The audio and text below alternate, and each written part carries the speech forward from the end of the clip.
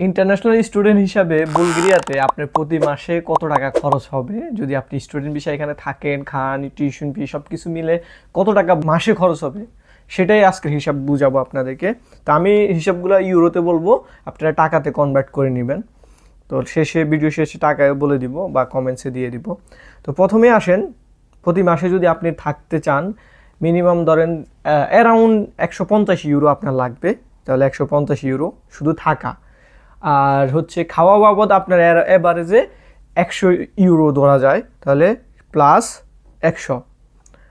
এরপরে আসেন আপনি অন্য ধরেন আরও কিছু আনুষঙ্গিক খরচ আছে, সেগুলো মিলে আমি আরও 50 ইউরো ধরলাম। 50 ইউরো লাগবে না, তারপরে আমি আরও 50 ইউরো ধরলাম, মানে মোবাইল বিল থেকে শুরু করে সব কিছু মিলে আরও 50 ইউরো ধরলাম। তাহলে টোটাল 300 ইউরো আপনার মানে শুধু থাকা আর খাওয়া মিলে খরচ আছে।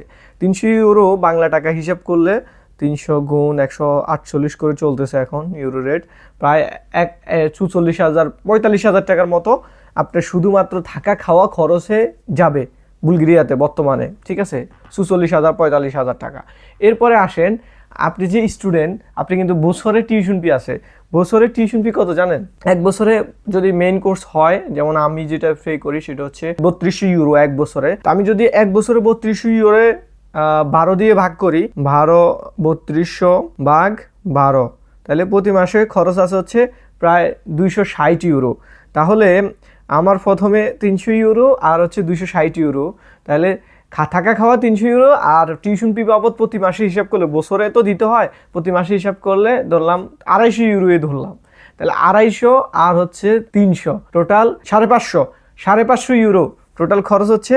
550 ইউরো, 550 ইউরো বাংলা টাকায় 148 টাকা করে ইউরো রেট, 81,400 টাকা শুধু একজন স্টুডেন্টের প্রতি মাসে বেসিক একটা খরচ। এখন অনেকেই বলেন যে বুলগেরিয়াতে আসলে থাকা খাওয়া চালাতে পারবো কিনা, টিউশন ফি চালাতে পারবো কিনা। আমাদের জন্য একটা অ্যাডভান্টেজ আছে, সেটা হচ্ছে আমরা আসার সময় একটা সেমিস্টারে টিউশন ফি দিয়ে আসি, পরে আসার পরে 3-4 মাস আমাদের বা 4-5 মাস আমাদের টিউশন ফি আর দিতে হয় না। এই সময়টাতে আমরা যে ইনকামটা করব ওইটা পরের ইনটেকের জন্য আমরা দিতে পারবো, এটা হলো একটা।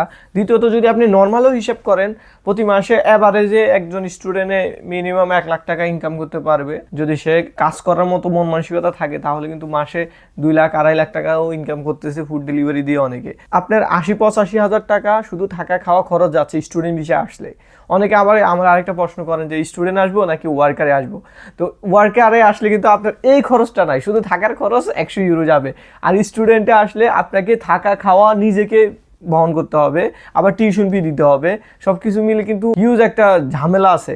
যদি যারা পিওর স্টুডেন্ট পড়াশোনার জন্য আসে তাদের জন্য এক হিসাব, যারা মানে যাদের টার্গেট পড়াশোনা না, তাদের জন্য এটা কিন্তু চালানো অনেক ডিফিকাল্ট। মানে আপনি মাসে ধরেন 1 লাখ টাকা ইনকাম করলেন বা 1,20,000 টাকা ইনকাম করলেন, এর মধ্য থেকে 85,000 টাকা এভারেজে আপনার ওইখান থেকে চলে যাচ্ছে। তো থাকা আর আপনি পরে ধরেন 20-50 হাজার টাকা হয়তো সেভ করতে পারবেন এখান থেকে। এটাই হচ্ছে টোটাল স্টোরি বা ভিউটা আসলে, ঠিক আছে?